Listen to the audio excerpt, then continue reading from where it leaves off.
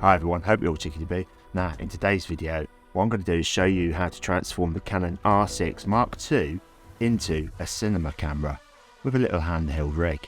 And in a video in a couple of weeks, actually, I better expand that out so you can see this. What we're going to do is transform it into this little beast. Now, not all of us can afford to buy all the gear at once, can we? So what I'm going to do is start off with the basics so you can get yourself going. And in a couple of weeks time, we're going to do another video to show you how to build that cinematic beast. So make sure you hit the old subscribe button so you don't miss out. But before we dive into the details, let's start off with a bit of a laugh. Here's today's little joke. What do you get when you cross a giraffe with a hedgehog, a 6-foot toothbrush? Alright, let's get into the fun part.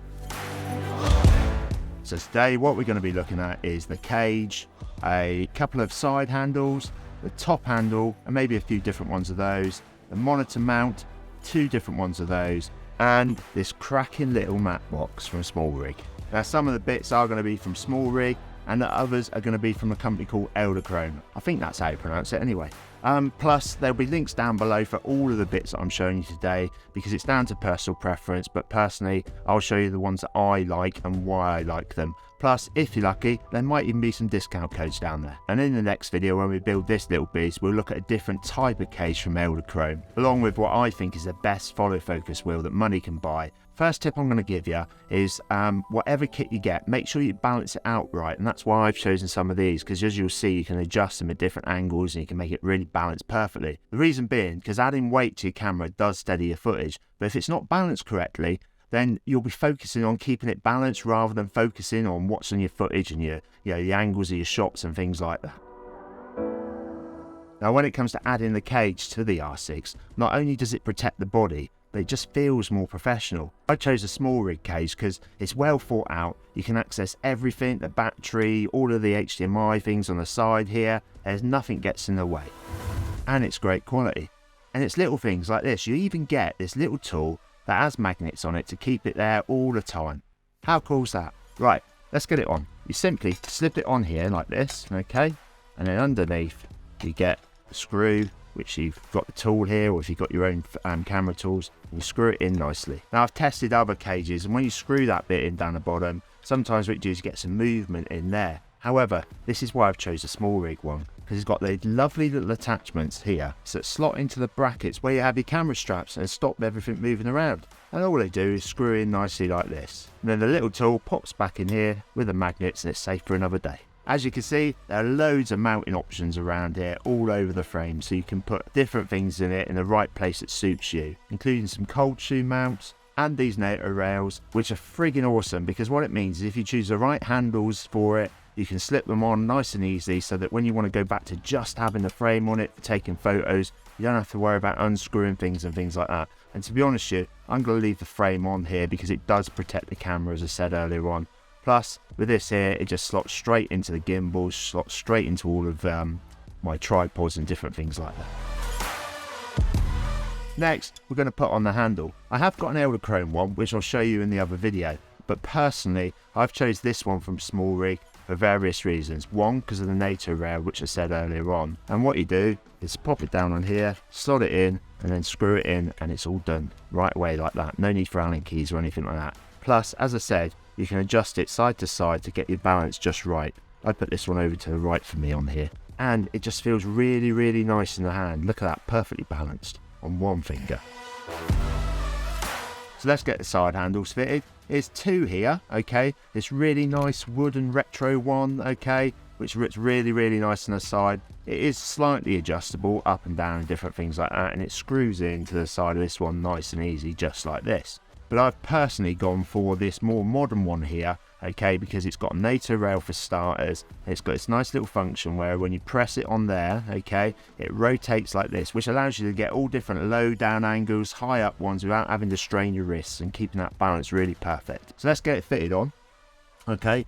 As with the other ones, it just slots straight on like this, okay, and you tighten up the little screw on the side and it's all done for you. And there it is fitted, look, and like I said, you just press down on that one, you can rotate this handle so that you can get it at the right angle that you need for your shots. Now for my favourite bit, the monitor bracket. First off though, let me show you this one from Smallrig, okay? It's a nice little adapter itself, lightweight, it's easy to fit and things like that, and it's really, really cheap compared to the one that I'm about to show you. It does the job fine, but the reason why I've gone for this one from Edelkrone, and yes, it is a lot more expensive. Edelkrone, I don't know. I really don't know how to pronounce it. This down there anyway for you. It's got so many different adjustments on it. As you can see here, you can adjust this one here so you can tilt it side by side. Okay, you've got one on here to slide it up and down on here so that when you want to balance it, you know, you've got it all done and everything else. So that's why I've gone for this one. And to be honest with you, it is tremendous quality. We'll have a look at it a bit closer at a different video, but this is how it fits. Okay, just slots into the cold shoe like that. Okay, screws down, and there you go, it's on there. And like I said, if you want to adjust it where it is, yeah, you can do different angles. You can adjust this so you can pull it forward all different ways. It makes it really, really good. And there you go, that's without even trying to balance it. Look how well it balances, nice and easy. And now let's look at the Matte Box, the holy grail of camera accessories. And yes, there's so many options out there, but I have to admit it, I've absolutely fell in love with the Polar Pro one. But it is a lot more expensive, but the beauty with it is it allows you to fit all your filters in there, and it does look friggin' awesome. Sure is, Heath. However, I have already got loads of Polar Pro filters, and the beauty of this one is, as you can see here, yeah, you can actually screw in your existing filters, which work fine, and then you've got the ability to be able to slot the other filters in there as well. So it just made sense to me to go for this one. Let's get it fitted for you. It slots on nice and easy, but what you have to do first of all is get an adapter here, because this goes up to 95mm on this one. You get loads of different adapters with it. I've got an 88mm on here, so you just screw that one in, okay? Just as you would with any filters and things like that.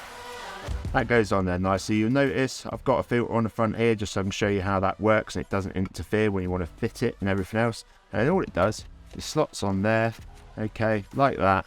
All you need to do is screw the adapter down just like this and clamp the Matte Box onto the front of the lens. Easy as pie. And look at that. It's bloody awesome, isn't it? We've gone from a simple looking photo camera to this awesome looking film rig. And to be honest, it's so comfortable to hold. It's just really, really good. And it does make you look a bit more professional, doesn't it? But let's be clear. Owning all the gear, yeah, with no idea, doesn't make you that professional, does it? Okay. You've got to get out there and you've got to spend the time practicing and things like that. And that's the beauty of YouTube, isn't it? There's loads of people on there that can give us ideas, all of us budding hobbyists like myself, yeah, go out there and watch it. And the beauty of that is it's all free. So get watching a few videos and then get out and practice. Because at the end of the day, it takes 9 times to do something before you can do it right, okay? It then takes 21 times of doing it properly to become a habit. But then it takes up to 10,000 hours for you to become an expert.